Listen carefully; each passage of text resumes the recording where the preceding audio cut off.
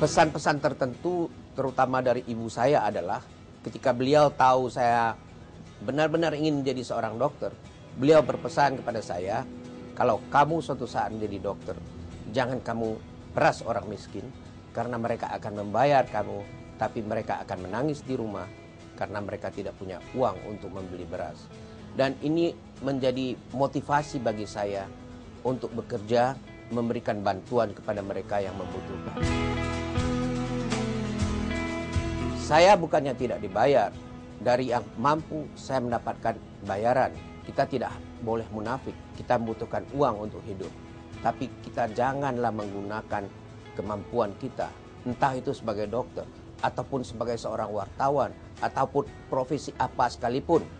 Janganlah itu dipakai sebagai kelebihan untuk memeras orang lain.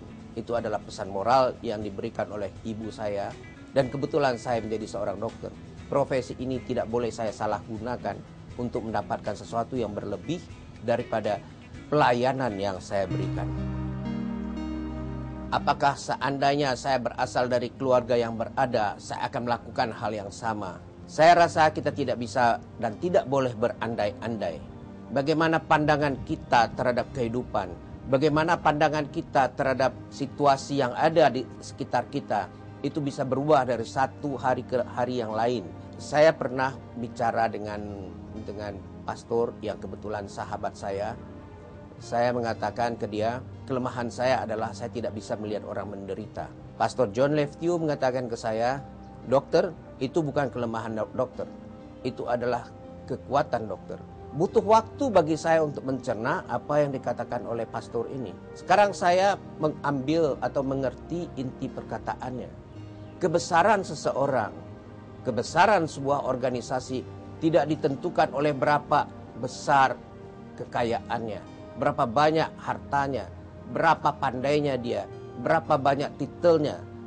Tapi bagaimana perilakunya, apa yang dilakukannya untuk menolong mereka yang paling membutuhkan bantuan.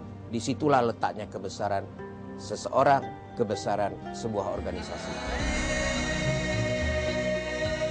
Tentang dokter muda sekarang, apakah ada harapan bagi mereka?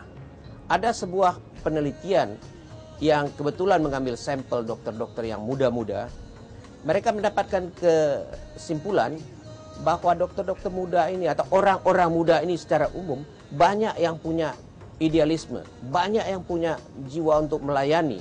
Tapi sekali mereka masuk ke dalam mainstream, mereka akan mengikuti cara hidup hedonis kita ini yang hanya mementingkan kemewahan, keberhasilan hanya dihitung, diukur dari berapa penghasilan, kekuatan hanya diukur dari berapa titel yang kau punyai. Tapi kalau mereka ini bisa diarahkan, bisa dilatih bersama-sama untuk hidup sesuai dengan nilai-nilai yang kita katakan idealis, yang kita nilai sebagai sesuatu idealisme yang harusnya dicontoh oleh banyak orang, mereka akan tetap melakukannya. Inilah salah satu tujuan Dr. Share didirikan. Dan kami saling melatih, kami saling mengingatkan, dan kami saling mengasah untuk bersama-sama menjalankan dan mencapai apa yang dicita-citakan sesuai dengan visi dan misinya Dr. Share. Hendaknya dokter-dokter muda ini menuntut ilmu setekun-tekunnya. Bahwasanya kita membutuhkan uang, itu benar. Tapi hendaknya kita ingat profesi kita adalah profesi mulia. Jadi hendaknya layanilah terlebih dahulu masyarakat dengan ilmu yang kita tekuni. Dengan melayani masyarakat dengan baik, mereka akan menjadi sehat dan negara kita akan menjadi kuat.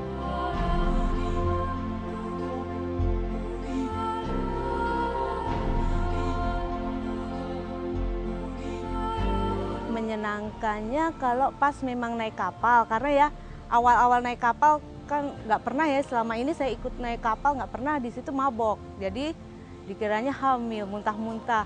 Tapi setelah ikut kesana kesini nyaman juga, karena kita kan berlabuh, jadi operasi di atas kapal dengan dia sedikit ombak kesana kesini, mau nggak mau menyesuaikan. Pelajaran apa banyak banget pelajaran. Satunya kita harus sabar, Satunya kita harus tahan emosi. Saya orang yang tidak tahan emosi sebetulnya. Sampai di situ saya harus, sometimes saya akan keluar emosi saya gila-gilaan, tetapi terkadang lihat situasi yang memang udah kacau, saya harus menjadi bijak untuk lebih bijak gitu. Ya banyak pelajaran sih. Terus dengan hal-hal yang sederhana kita harus lakukan sesuatu yang besar. Jadi dengan peralatan yang sederhana kita lakukan operasi-operasi besar misalnya. 哪里有需要，哪里就有李德美医生和他的医疗队的身影。好，在这里呢，我们也祝愿李德美医生健康幸福，好人一生平安。感谢收看今天的成功启示录，我们下期同一时间再会。